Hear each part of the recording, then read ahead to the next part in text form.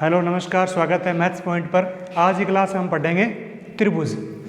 ठीक है, त्रिभुज में हम पढ़ेंगे सब त्रिभुज के गुण और उसके बाद त्रिभुज के प्रकार, कोणों के आधार पर, भुजाओं के आधार पर, त्रिभुज की माध्यिकाएं, त्रिभुज के शीर्ष लंब और कोणों के समद्विभाजक, अंतः केंद्र, परिकेंद्र, ये सब इस क्लास में पढ़ेंगे त्रिभुज के बारे में। तो सबसे पहले शुरू करते हैं कि त्रिभुज क्या है। त्रिभुज क्या है कि एक समतल में तीन रेखाखंडों से घिरी आकृति को त्रिभुज कहते हैं। तीन रेखाखंडों से घिरी आकृति को त्रिभुज कहते हैं। एक समतल में होना चाहिए एक समतल में तीन रेखाएं हैं। इन रेखाओं से जो घिरी हुई आकृति है वो ये त्रिभुज है। इस त्रिभुज का लिखने का तरीका होता है, इस तरीके से लिखते हैं इसको त्रिभुज। फिर इसका नाम लिखते हैं ABC, तो इस त्रिभुज का नाम हो जाएगा ABC। उसके बाद त्रिभुज के अंग की त्रिभुज में क्या क्या चीज़ें होती है। त्रिभुज में तीन भुजाएं होती हैं।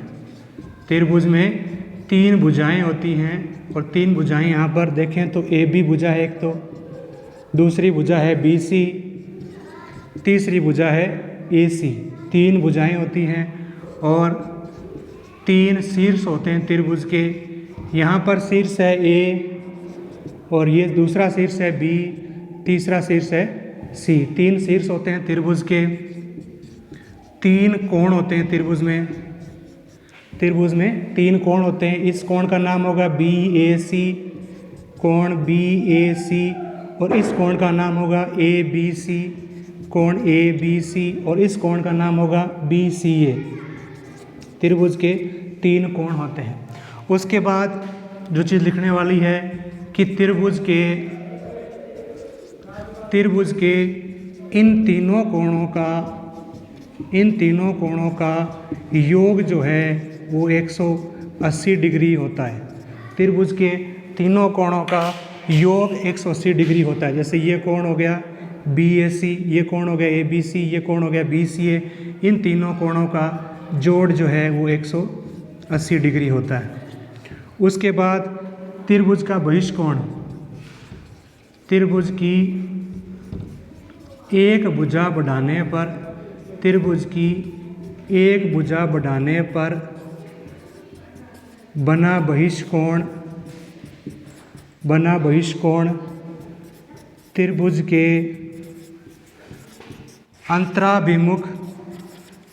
के अंतराभिमुख कोणों के योग के बराबर होता है। कोणों के योग के बराबर होता है। जैसे ये त्रिभुज है ABC, इसकी भुजा BC को आगे बढ़ाया D तक बढ़ाने के बाद जो बहिष्कोण बना है कोण ACB, ये बहिष्कोण है।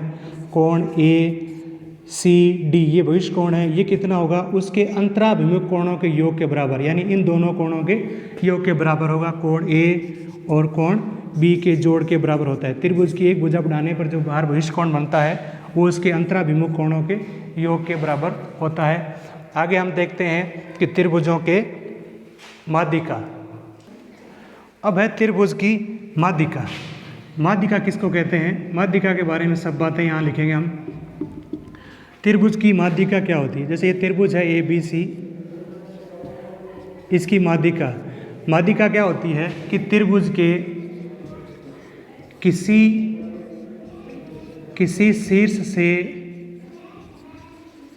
किसी शीर्ष से सम्मुख भुजा के मध्य बिंदु को मिलाने वाला रेखाखंड त्रिभुज की माध्यिका होती है। त्रिभुज के किसी शीर्ष से, जैसे शीर्ष A से इसके सम्मुख भुजा यहाँ पर सामने BC है, इस BC का मध्य बिंदु D है, तो इस A को D से मिलाएंगे तो ये जो AD रेखाखंड है ये त्रिभुज की माध्यिका है। AD जो रेखाखंड है वो त्रिभुज की माध्यिका है। दूसरी माध्यिका त्रिभुज B से, 20 शीर्ष से सामने भुजा AC है, AC का मध्य बिंदु यहाँ पर जैसे E है तो बी को ई से मिलाएंगे तो दूसरी माध्यिका हो गई बी ई। तीसरी माध्यिका शीर्ष ए से सम्मुख भुजा ए बी का मध्य बिंदु जैसे एफ है तो सी को एफ से मिलाएंगे सी एफ। तो त्रिभुज की 3 माध्यिकाएं होती हैं। तीनों माध्यिकाएं जिस बिंदु से गुजरती है उसको त्रिभुज का केंद्रक कहते हैं। यहाँ ये ध्यान देना है कि त्रिभुज की तीनों माध्यिकाएं जिस बिंदु से गुजरती है वो त्रिभुज का केंद्रक होता है। यहाँ पर जी जो है वो त्रिभुज का केंद्रक है। उसके बाद ये जो केंद्रक होता है ये माध्यिकाओं को 2:1 में अंतः विभाजित करता है, यानी ये भाग 2 गुना होगा, ये 1 होगा। तो त्रिभुज का जो केंद्रक है वो माध्यिकाओं को 2:1 में विभाजित करता है। अर्थात ये जो AG और GD का जो अनुपात होगा, AG और GD का अनुपात या BG और GE का अनुपात, BG बटा GE या CG बटा FG, ये जो अनुपात होगा वो 2:1 होगा। और त्रिभुज की तीनों माध्यिकाएं जिस बिंदु से गुजरती है वो त्रिभुज का केंद्रक है। 3 माध्यिकाएं होती हैं, तीनों एक ही बिंदु से गुजरती है। अब देखेंगे शीर्ष लंब। अब है त्रिभुज का शीर्ष लंब। जैसे ये कोई त्रिभुज है ABC, शीर्ष लंब क्या होता है? त्रिभुज के किसी शीर्ष से सम्मुख भुजा पर डाला गया लंब शीर्ष लंब कहलाता है। किसी शीर्ष से, जैसे ए शीर्ष से सामने भुजा BC है, इसके ऊपर लंब डालें 90 डिग्री बनाते हुए, तो ये AD जो है वो इस त्रिभुज का लंब है और ये BC आधार हो जाएगा। AD जो है वो शीर्ष लंब हो जाएगा। जैसे त्रिभुज की 3 माध्यिकाएं होती है वैसे ही शीर्ष लंब भी 3 होता है। B से सम्मुख भुजा AC है, B से AC पर लंब डालें तो जैसे ये हो गया BE, दूसरा शीर्ष लंब हो गया। C से इसके ऊपर लंब डालें तो ये हो गया CF, तीसरा लंब, यानी 3 शीर्ष लंब होते हैं। और शीर्ष लंब जिस बिंदु से गुजरते हैं, तीनों शीर्ष लंब जिस बिंदु से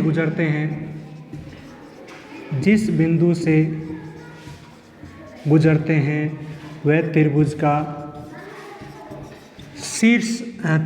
लंब केंद्र होता है। यहाँ पर ये त्रिभुज, अगर इसको अपन L से लिखें तो ये L क्या है? इसका लंब केंद्र है। तीनों शीर्ष लंब इस बिंदु से जा रहे हैं, ये त्रिभुज का लंब केंद्र है। उसके बाद हम ये पढ़ेंगे आगे, जब त्रिभुजों के प्रकार पढ़ेंगे, समबाहु त्रिभुज में, विषमबाहु त्रिभुज में या द्विकोण त्रिभुज में शीर्ष लंब या लंब केंद्र कहाँ होता है। अब है त्रिभुज का अंतः केंद्र। त्रिभुज का अंतः केंद्र क्या होता है? जैसे त्रिभुज ABC है, इस त्रिभुज के तीनों कोणों के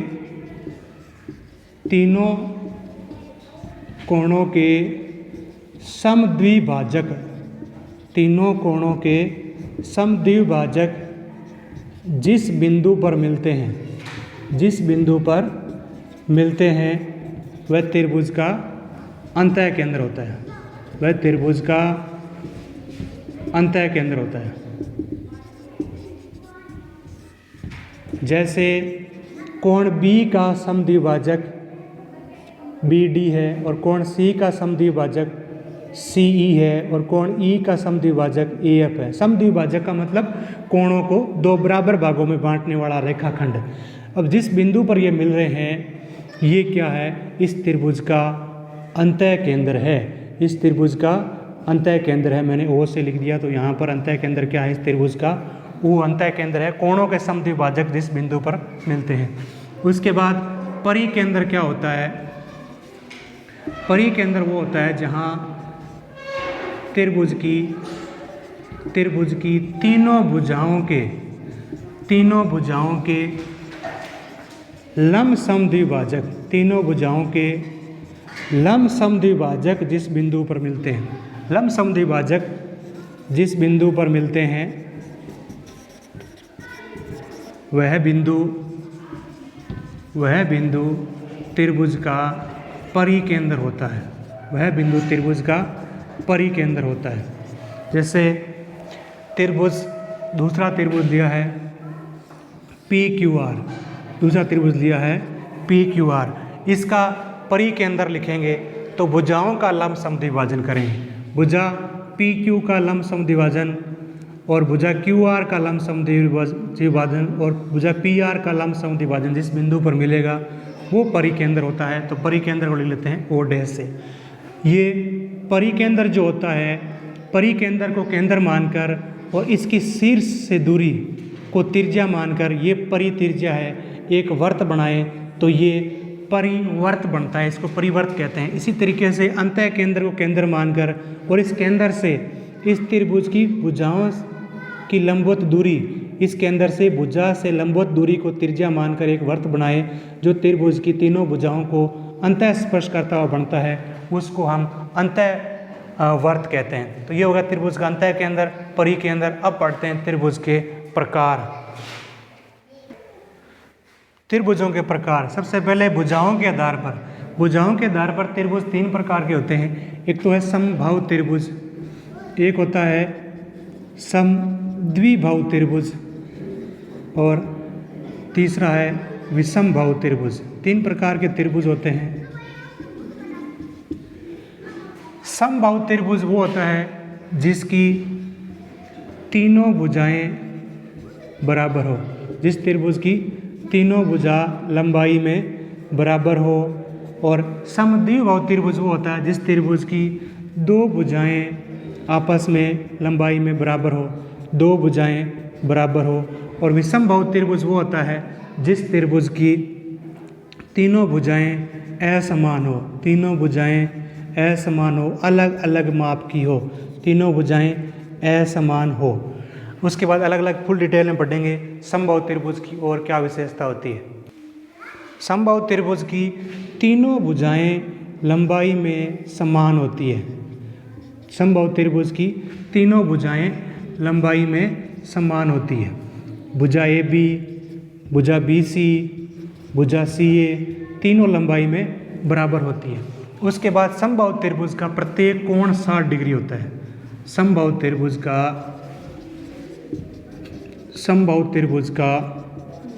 प्रत्येक कोण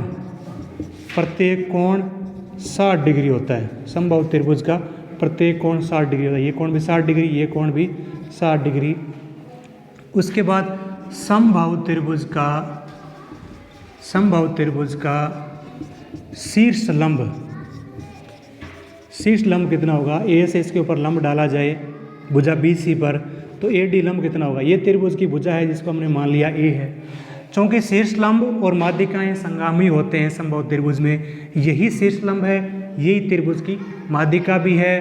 तो माध्यिका है, शीर्ष लंब है तो ये कोण 90 डिग्री है। माध्यिका है तो ये BD जो है भुजा BC का आधा होगा। पूरी भुजा A है, आधी हो जाएगा बटा 2। तो यहाँ से शीर्ष लंब आएगा √ कर्ण स्क्वायर माइनस आधार स्क्वायर। तो अपने आप पास बनेगा 4A² में से जाएगा तो √3/2 गुणा भुजा। ये है शीर्ष लंब। तो समबाहु त्रिभुज का शीर्ष लंब होता है √3/2 गुणा भुजा। ये शीर्ष लंब है √3/2 गुणा भुजा। उसके बाद आप लिखेंगे कि समबाहु त्रिभुज के शीर्ष लंब माध्यिका कोणों के समद्विभाजक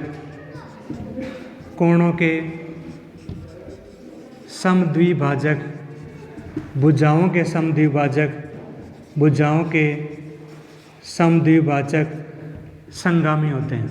यानी ये शीर्ष लंब भी है, ये माध्यिका भी है, ये इस कोण ए को समद्विभाजित भी कर रहा है और ये भुजा BC का लंब समद्विभाजन है। सब कुछ यही है। B से इसके ऊपर लंब डालें तो ये शीर्ष लंब भी है BE, और ये माध्यिका भी है, ये समद्विभाजक भी है, कोण B को 2 बराबर भागों में बांट रहा है, और BE इसके ऊपर लंब भी है। इसी तरीके से C से AB के ऊपर लंब डालें CF, तो ये CF शीर्ष लंब भी है, CF माध्यिका भी है, CF इस कोण C का समद्विभाजक भी है, और CF AB का लंब समद्विभाजन भी है, संगामी होते हैं। उसके बाद इसका अंतः केंद्र भी फिर वही होगा, क्योंकि यही शीर्ष लंब, यही आपका कोणों का समद्विभाजन है, इसलिए ये अंतः केंद्र है। यही भुजाओं का समद्विभाजन है, इसलिए यही परिकेंद्र है। इसका मतलब केंद्रक यानी समबाहु त्रिभुज की बात हो रही है। समबाहु त्रिभुज का केंद्रक और समबाहु त्रिभुज का अंतः केंद्र, समद्विबाहु त्रिभुज का परिकेंद्र और समबाहु त्रिभुज का लंब केंद्र, चारों ही क्या होते हैं, संपाती होते हैं, यानी वही एक बिंदु है। यही इसका लंब केंद्र है, यही इसका अंतः केंद्र है, यही परिकेंद्र है, यही केंद्रक है।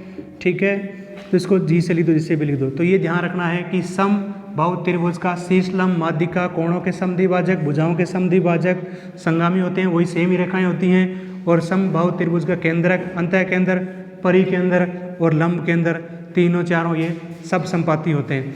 अब समबाहु त्रिभुज का केंद्रक, अंतः केंद्र कितना होता है, परिकेंद्र कितना होता है, ये देखें। समबाहु त्रिभुज का शीर्ष लंब √3/2 गुणा भुजा। अब हम इस समबाहु त्रिभुज के अंतःवर्त की त्रिज्या और परिवर्त की त्रिज्या लिखेंगे। अंतःवर्त की त्रिज्या ये है और परिवर्त की त्रिज्या ये है। तो ये एक समकोण त्रिभुज है, इसमें आधार ये है और इसका लंब ये है। तो ये इसका क्या हो जाएगा, यानी जो माध्यिका है B से BE जो माध्यिका है, इसका जो 2:1 में अंतःभाजित करती है, तो ये दो वाला भाग है, ये इसका परिवर्त की त्रिज्या होती है और ये इसकी अंतःवर्त की त्रिज्या होती है। तो अंतःवर्त की त्रिज्या करेंगे तो ये एक भाग हो गया, बटा में कुल लाइन के 2 और 1 3 भाग हो गए, गुणा में पूरी ये शीर्ष लंब कितना होता है, √3/2 गुणा भुजा। तो यहाँ से ऊपर नीचे अगर √3 से गुणा करें, ऊपर नीचे √3 से गुणा करें तो अपने पास अंतःवर्त की त्रिज्या आ जाएगी। √3 को √3 से गुणा करेंगे, 3 से 3 कट जाएगा, तो 1/2√3 गुणा भुजा, ये होती है अंतःवर्त की त्रिज्या। और परिवर्त की त्रिज्या ये है 2 भाग 2/3 गुणा पूरी BE, ये माध्यिका यानी यही शीर्ष लंब है, तो शीर्ष लंब हो गया √3/2 गुणा भुजा। तो 2 से 2 कट गया, √3/3 को अगर √3 से ऊपर नीचे गुणा करें तो अपने पास आता है 1/√3 गुणा भुजा। यानी अंतःवर्त की त्रिज्या होती है 1/2√3 गुणा भुजा, और परिवर्त की त्रिज्या होती है 1/√3 गुणा भुजा, और शीर्ष लंब होता है √3/2 गुणा भुजा। उसके बाद समबाहु त्रिभुज का क्षेत्रफल, समबाहु त्रिभुज का क्षेत्रफल, किसी भी त्रिभुज का क्षेत्रफल होता है 1/2 गुणा आधार गुणा ऊंचाई। तो 1/2 गुणा आधार ये है पूरी भुजा A, गुणा ऊंचाई ये इसका शीर्ष लंब है जो कि कितना है, √3/2 गुणा भुजा। तो ये हो गया अपने पास 1/4 बार √3 भुजा स्क्वायर, √3/4 गुणा भुजा स्क्वायर होता है समबाहु त्रिभुज का क्षेत्रफल। उसके बाद नेक्स्ट अगले वीडियो में पढ़ेंगे हम विषमबाहु त्रिभुज, समद्विबाहु त्रिभुज, न्यून कोण त्रिभुज, अधिकोण त्रिभुज और समकोण त्रिभुज। धन्यवाद।